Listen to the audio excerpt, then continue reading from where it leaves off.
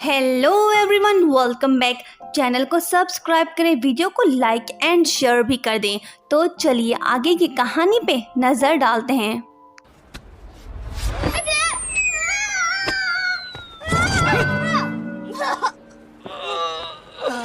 शाओजी test में अच्छा नहीं कर पाती है। हेडमास्टर उसे पुराने स्कूल वापस जाने को कहता है, पर शाओजी ऐसा नहीं चाहती है। वो दुखी है बहुत, लेकिन वो हिम्मत नहीं हारना चाहती है।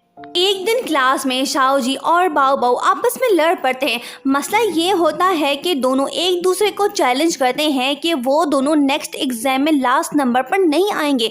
ये सुन के लूशी कोचिंग देना शुरू करता है बाओ बाओ को, ताकि वो शाओजी से जीत पाए। चैंगलिंग शाओजी की स्टडीज में हेल्प करता है। ये देख के लूशी को अच्छा नहीं लगता।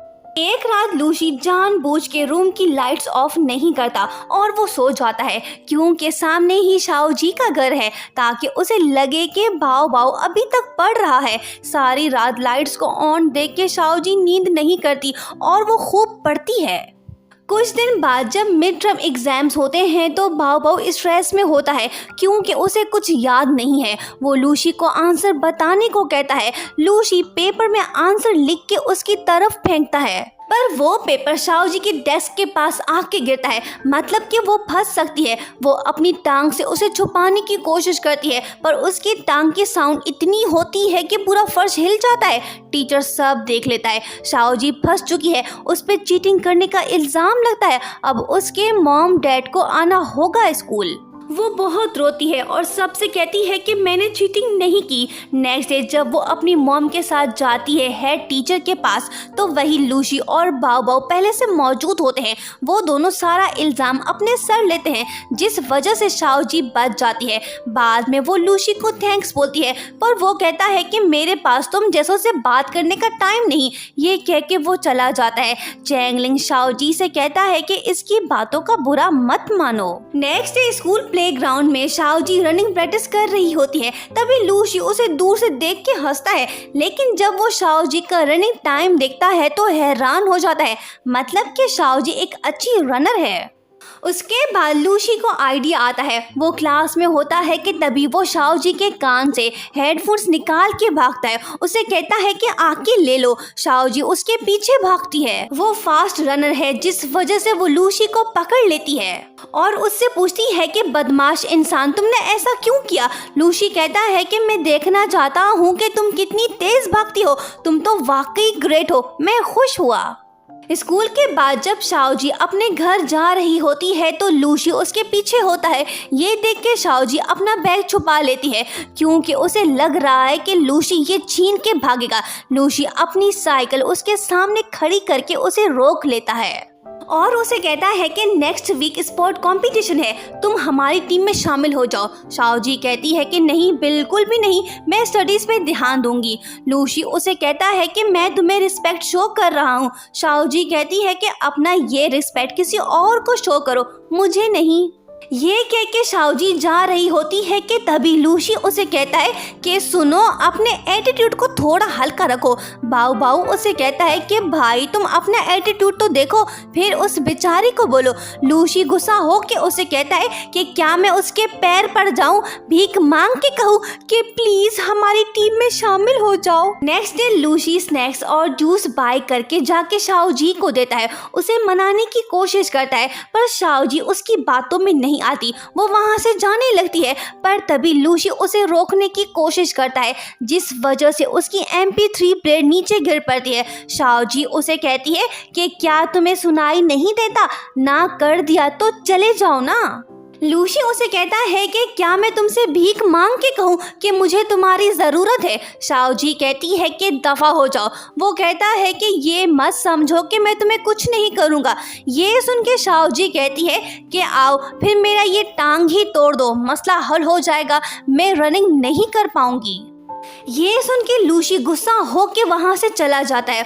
उसके बाद एक शाम शाओजी लूशी के घर के बाहर खड़ी होके चिल्ला चिल्ला के उसे पुकारती है। वो विंडो से उसे कहता है कि मैडम आहिस्ता बोलो, ये पब्लिक प्लेस है। शाओजी कहती है कि नीचे आओ। वो कहता है कि मैं क्यों नीचे आऊँ, तुम ऊपर आओ। शाओ जी उसे कहती है कि तुमने मेरा MP3 प्लेयर तोड़ दिया, ये नहीं चल रहा है। वो कहता है कि तुम्हारे पास कौन सा प्रूफ है कि ये मैंने तोड़ा है, अब शोर शराबा बंद करो और यहाँ से चली जाओ। ये कह के वो विंडो को बंद करके अंदर चला जाता है। शाओ जी उस पे गुस्सा है, लेकिन वहीं पे चैंग लिंग आता है और उसे MP3 लेके रिपेयर करता है। शाओ जी खुश होती है और उसे थैंक्स बोलती है। उसके बाद एक दिन स्कूल में शाओ जी लूसी को हेड टीचर से बचाती है, पर वो खुद ज्यादा बंस ले जाने की वजह से फंस जाती है, जिस वजह से वो बंस को खाने लगती है ताकि टीचर उसकी बात पे यकीन करे। 5-6 बंस खाने के बाद लूसी वहां आता है और टीचर का ध्यान डाइवर्ट करता है। बहुत सारे बंस खाने की वजह से शाओ जी वॉमिट करती है लूसी के शर्ट पे, जिस वजह से उसका यूनिफॉर्म खराब हो जाता है। वो उसे सॉरी बोलती है और कहती है कि मैं इसे वॉश कर दूंगी। लूसी अपना यूनिफॉर्म उतार के उसे कहता है कि खुशबू लगा के वॉश करके वापस कर देना। घर पहुंचने के बाद शाओ जी उसका यूनिफॉर्म वॉश कर रही होती है कि तभी उसका शरारती भाई आता है और उसे कहता है कि वाह, तुम एक बॉय का यूनिफॉर्म वॉश कर रही हो, मैं ये बात सबको बताऊंगा कि मेरी सिस्टर को किसी से लव हो गया है। ये सुन के शाओ जी उसके पीछे भागती है ताकि उसे ये बात बताने से रोके।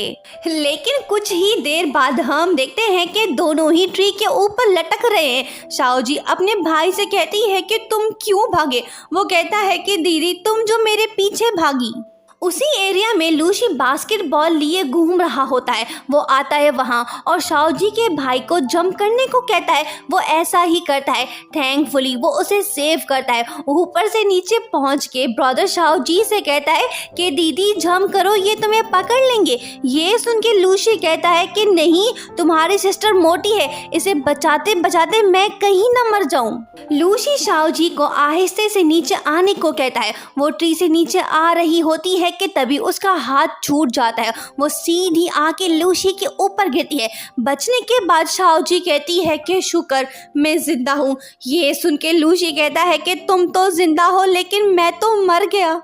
शाओ जी उठ के अपने भाई से पूछती है कि तुम ठीक हो ना। लूसी उसे कहता है कि मुझे थैंक्स नहीं बोलोगी क्या। ये सुन के वो कहती है कि मैं कौन सा तुम्हारे पैर पड़ के बोली कि मुझे सेव करो। लूसी उससे पूछता है कि क्या तुमने मेरा यूनिफॉर्म धो दिया। ये सुन के लिटिल ब्रदर कहता है कि ओ माय गॉड, वो तुम हो जिससे मेरी दीदी प्यार करती है। वाओ, तुम तो अच्छे हो, तुम दोनों एक दूसरे से प्यार करते हो। घर वापस जाते हुए उसकी मुलाकात होती है चैंग लिंग से। शाओ जी जब उससे मिलती है तो खुश होती है, मतलब कि उसके दिल में चैंग लिंग के लिए फीलिंग्स पैदा हो रही हैं। चैंग लिंग भी उसे लाइक करने लगा है, पर दोनों के फ्रेंडशिप की शुरुआत है। देखना होगा आगे इस लव ट्रायंगल ड्रामे में क्या होता है। नेक्स्ट डे लूसी फिर से शाओ जी का स्कूल गेट पे वेट करता है ताकि उससे स्पोर्ट्स के बारे में बात करें, पर बाओ बाओ उसे कहता है कि भाई वो तो कब की जा चुकी है घर। ये सुन के लूसी मायूस होता है और यहीं पे सेकंड पार्ट एंड होता है। Thank you so much for watching and don't forget to subscribe.